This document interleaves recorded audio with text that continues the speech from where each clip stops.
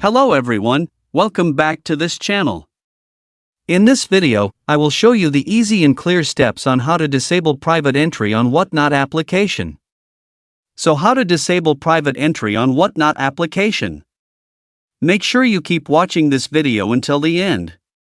Let's get started right away. Firstly, open the Whatnot app on your Android device. This is the initial screen of the Whatnot app.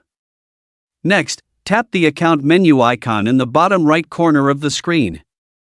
A scrolling menu will appear. Next, scroll down.